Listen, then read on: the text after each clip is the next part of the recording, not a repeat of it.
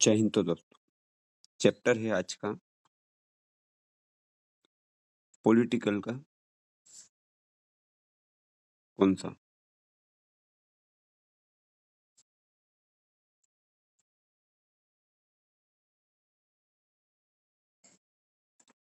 Chapter second. ठीक है, कितने नंबर का आता है? 4 नंबर का यहाँ से आता है। क्या चीजें देखने वाली है ना? फेडरलिज्म में पहले बोलते किसके? Sharing power. पावर को शेयर करने को हम बोलते हैं फेडरलिज्म। ठीक है। Federalism is a system of government in which the power is divided between a central authority and various constituent unit of the country. Federalism. अब पावर देखो, अलग अलग स्टेट में मान लो अलग अलग पार्टी का झंडा है, ये बीजेपी है, कांग्रेस, आम आदमी पार्टी, इस टाइप से पावर को शेयर करना या अलग अलग लेवल पे पावर को शेयर करना। अब जो दो तरीके से पावर शेयरिंग होती है, होल्डिंग टुगेदर और कमिंग टुगेदर, है ना। 2 टाइप से होती है ये भी। तो कमिंग टुगेदर में क्या आएगा? 4 से 5 पार्टी एक साथ मिलके क्या आते हैं? साथ आते हैं। जैसे इंडिपेंडेंट स्टेट पोल, सोवेरेनिटी, इनकी security, state usually have equal power. और ये कहाँ पे आता है? यूएसए, ऑस्ट्रेलिया और स्विट्जरलैंड। मतलब काफी अलग अलग पार्टी मिलके इसको स्ट्रॉन्ग बनाते हैं। एक होती है होल्डिंग टुगेदर, मतलब एक साथ ही पार्टी क्या करती है? अपने आप को आगे बढ़ाती है। जैसे large country divide it's power. जैसे भारत में अलग अलग तरीके से पावर को डिवाइड करते हैं। पावर शेयर बिटवीन सेंटर और स्टेट के बीच में पावर, और centre tend to be more powerful. Centre इसमें सबसे ज्यादा पावरफुल होता है। यहाँ पे सबके पास पावर बराबर होती है, सिक्योरिटी ज्यादा होती है। अब कहाँ पे चलती है गवर्नमेंट? इंडिया, स्पेन और बेल्जियम के अंदर। 7 पिलर ऑफ फेडरलिज्म। फेडरलिज्म के कौन से 7 पिलर हैं, ये भी हम देखने वाले हैं। 2 टीयर ऑफ गवर्नमेंट। 2 चरणों में क्या रहेगी? गवर्नमेंट रहेगी। सेपरेट जुरिडिक्शन, सबके लिए अलग अलग क्षेत्र रहेगा रूल करने का। कॉन्स्टिट्यूशनल गारंटी, लोगों के लिए क्या मिलेगी? गारंटी मिलेगी। Rigid constitution. कॉन्स्टिट्यूशन रिजिड कैसा रहेगा? सख्त रहेगा कॉन्स्टिट्यूशन। इंडिपेंडेंट जुडिशरी, और जुडिशरी के ऊपर कोई भी क्या होगी? पाबंदी नहीं रहेगी। फाइनेंशियल ऑटोनॉमी, सब अपने हिसाब से काम कर सकते हैं। Dual objective, unity and diversity, एकता भी बनाना है और डाइवर्सिटी को भी रखना, मतलब अलग अलग जगह के लोग एक साथ रह सकते हैं। तो डुअल ऑब्जेक्टिव, तो ये 7 पॉइंट होगा। 2 tears of government, separate jurisdiction, constitutional guarantee, rigid constitution, independent judiciary, financial autonomy और dual objective. The courts act as the empire. Court किसकी तरह होता है? जैसे क्रिकेट की फील्ड में एम्पायर देखता है सब चीज, ऐसे कोर्ट देखता है। The highest court resolve dispute between level of government. सबको कौन रिजॉल्व करता है? आपका हायर कोर्ट। जितने भी मैटर रहेंगे उन सबको अब ये करता है। तो आपके कोर्ट होते कितने? तो हम पढ़ते हैं सबसे बड़ा जो कोर्ट होता है वो होता है आपका सुप्रीम कोर्ट। ठीक है, कौन सा हो जाएगा आपका? सुप्रीम कोर्ट पहले नंबर का सबसे बड़ा। इसके बाद आ जाते हैं आपके हाई कोर्ट। हाई कोर्ट, और लास्ट में रहेगा आपका डिस्ट्रिक्ट कोर्ट। डिस्ट्रिक्ट कोर्ट ना, 3 लेवल में आपके कोर्ट होते हैं। तो सबसे ज्यादा पावर सुप्रीम कोर्ट के पास होती है। जैसे आपकी गवर्नमेंट 3 टाइप से डिवाइड रहेगी, वैसे ये रहेगा। गवर्नमेंट किस किस में होगी? सेंटर, ये सेंट्रल गवर्नमेंट। इसके नीचे आती है आपकी स्टेट गवर्नमेंट, और उससे नीचे आती है लोकल गवर्नमेंट। इस तरीके से 3 फॉर्म में डिवाइड है।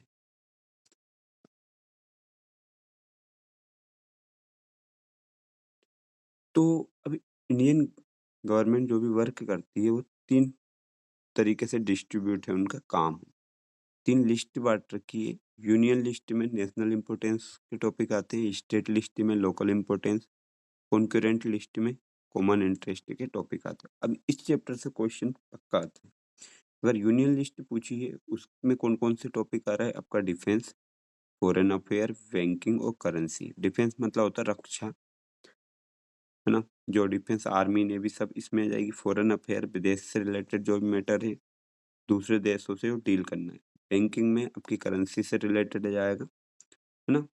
ओनली सेंटर कैन लेजिस्लेट, इस पे किसकी वो चलेगी? सेंट्रल गवर्नमेंट की। स्टेट लिस्ट में आता है लोकल इम्पोर्टेंस, जैसे पुलिस है आपकी हर एक स्टेट की अलग होती है, ट्रेड स्टेट वाइज अलग-अलग करेंगे, खेती के ऊपर पूरा वो किसका रहेगा? स्टेट गवर्नमेंट, और इरिगेशन इस पे भी स्टेट का। तो इन मैटर पे सिर्फ स्टेट गवर्नमेंट क्या करेगी? काम करेगी। कॉन्करेंट में आते हैं स्टेट और यूनियन दोनों के मिक्सअप। आप इसको इस टाइप से लिख सकते हो, सेंटर भी ना, सेंटर भी लिख सकते हो यहाँ पे, सेंटर प्लस स्टेट, है ना? दोनों लिस्ट आपकी इसमें आ जाएगी। टॉपिक क्या रहेंगे इसके? एजुकेशन के ऊपर, फॉरेस्ट, मैरिज और ट्रेड यूनियन। इन सब के ऊपर दोनों अपने-अपने क्या बना सकते हैं?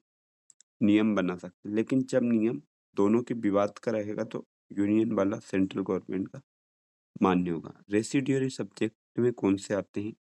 जो न्यू सब्जेक्ट हैं जैसे कंप्यूटर, आईटी, एआई जो है, ये सारे पहले के टाइम नहीं हुआ करते थे। जब कॉन्स्टिट्यूशन बना था तो उनको हम बोलते हैं रेसिड्यूअरी सब्जेक्ट, है ना? याद रखना, अगर 2 नंबर में हो रेसिड्यूअरी सब्जेक्ट, तो जो नई चीज़ें जो आई है कंप्यूटर, मॉडर्न टेक्नोलॉजी, वो सब इसमें आएगी, मोबाइल फ़ोन वगैरह भी। Unequal power, strong centre, reality. Unequal power कैसे हैं? कि सबके पास बराबर पावर नहीं है। जैसे रेसिड्यूअरी पावर ज़्यादा है, स्टेट गवर्नमेंट की पावर थोड़ी कम है। रेसिड्यूअरी पावर बोल सकते हैं हम सेंट्रल गवर्नमेंट को और स्टेट गवर्नमेंट, क्योंकि हर एक स्टेट के अलग-अलग गवर्नमेंट है और सेंटर के पास पूरे देश की पावर होती है। Union territory, small areas, example Chandigarh, Lakshadweep, run directly by central government.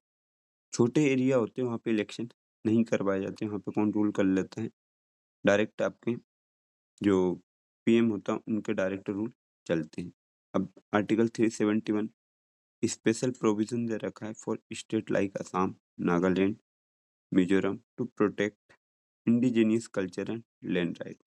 ये जो स्टेट है आर्टिकल 371 के अकॉर्डिंग असम, नागालैंड, मिजोरम को कुछ अलग से प्रोटेक्शन मिला हुआ है ना? तो यहाँ पे आप डायरेक्ट प्रॉपर्टी वगैरह खरीद नहीं सकते रहने के लिए, मतलब वहाँ पे परमिशन चाहिए रहती है।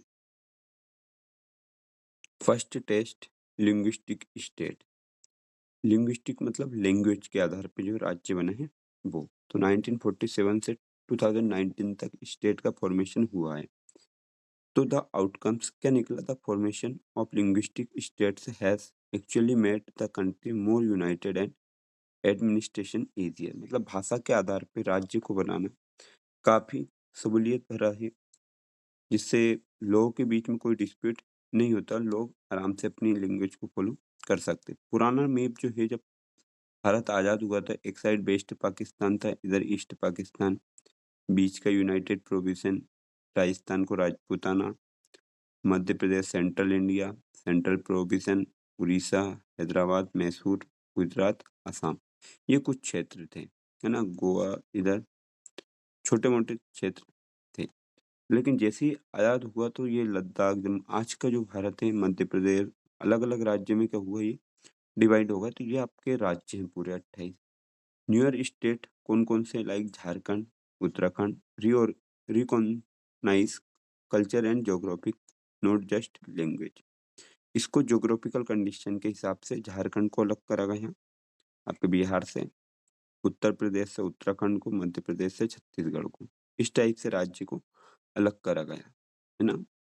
जो महाराष्ट्र से गुजरात अलग करा है भाषा के आधार पे, तो इन सबको अलग-अलग रखा है। तो लैंग्वेज से आपको रूल करने में आसानी होती है। सेकंड है लैंग्वेज पॉलिसी जब आई है, उसका क्या रीज़न था?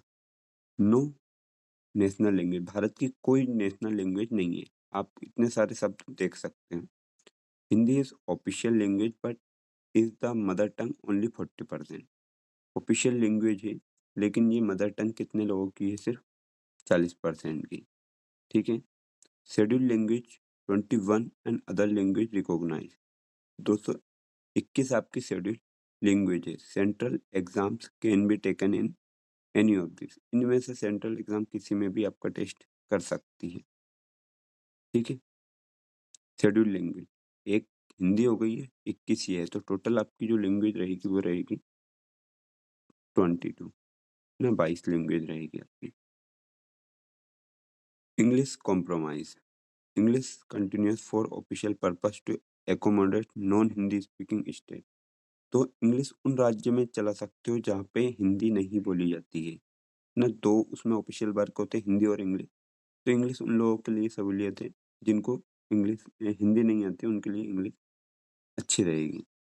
अब सक्सेस फैक्टर फ्लेक्सिबिलिटी हो जाती है आपकी। जैसे श्रीलंका में जो सिंहाली जो लोग थे, जो अपनी भाषा के ऊपर ज़्यादा मेजॉरिटी फोकस कर रहे थे, तो भारत में क्या होता है, बहुत ज़्यादा डिस्प्यूट होता है, इसलिए इसको अलग नहीं रखा गया। Political shift from dominance to coalition. Coalition होता है गठबंधन बनाना। जैसे era of single party dominance, एक टाइम था जब एक पार्टी रूल कर रही थी, कांग्रेस पार्टी है ना। Centre open dismissed state government arbitrarily ना। सेंटर एक तरीके से स्थिर ही मान सकते थे, इरा ऑफ कोलाइजन गवर्नमेंट। लेकिन जब गठबंधन जैसा माहौल बना, तो पार्टी ने क्या करा, check arbitrary dismissal of state government. State की गवर्नमेंट से गठबंधन करे, हाथ मिलाए। तो ये 1980 के लगभग बीजेपी आई थी। फिर अलग अलग पार्टी का आपको क्या देखने को मिला, गठबंधन देखने को मिला है। तो जिससे गवर्नमेंट क्या हो सकती है, आसानी से बन सकती है। National party ally with regional party, rise of power sharing. Power sharing भी क्या हो सकती है, आसानी से हो सकती है। Checked arbitrary dismissal of state government. Supreme court का जजमेंट के हिसाब से चेक किया जाता है। ये वाला क्वेश्चन याद रख लेना, इम्पोर्टेंट है। डिसेंट्रलाइजेशन, उसका मतलब होता है विकेंद्रीकरण।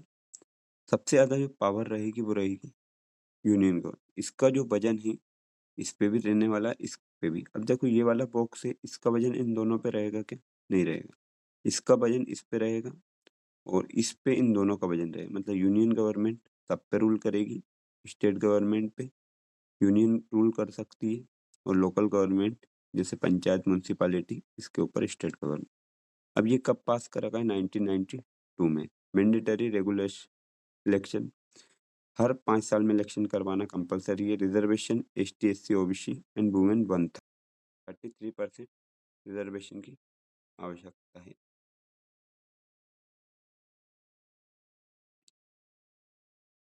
State election commission created. State का जो इलेक्शन कमीशन है वो ये क्रिएट करेगा। State must share power and revenue.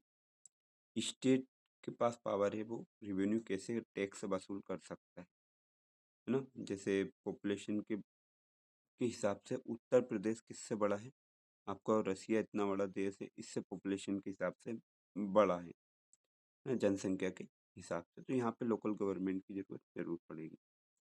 Spirit of federalism है ना। तो फेडरलिज्म क्या है? Respect for diversity and desire for living together. Participate democracy from Kerala planning to Brazil. Porto Alegre experiment, ये एक ब्राज़ील का जो एक्सपेरिमेंट हुआ था जहाँ पे डिसेंट्रलाइजेशन करा गया था पावर को, और ये इसका रिजल्ट अच्छा दिखा था पोर्टो एलगरी में। अब गवर्नमेंट को हम अलग अलग पार्ट में कैसे डिवाइड करते हैं? जैसे यूनियन यूनिटी होती है, लोकल गवर्नेंस है, और स्टेट एडमिनिस्ट्रेशन है। अलग अलग तरीके से power. Constitutional provision are necessary to supply success democratic politics ना। इसको चलाने के लिए इसकी ज़रूरत आवश्यक तौर पे पड़ती है। ठीक है, तो इसमें इतना ही था। इसके दो एक क्वेश्चन इंपॉर्टेंट है ना। फेडरलिज्म में है तो ये तो शायद ही पूछते हैं। डिसेंट्रलाइजेशन, इसमें से कोलाइजन जो है, टू और मोर party share the power language policy है ना, आउट जो लिंग्विस्टिक स्टेट है उसके बारे में, जिसमें लैंग्वेज चलती है उसको हम बोलते हैं लिंग्विस्टिक। ये इम्पोर्टेंट है। और फेडरलिज्म के जो पिलर है आपके वो, ठीक है, ये फेडरलिज्म इसको बोलते हैं। तो ठीक है, थैंक यू।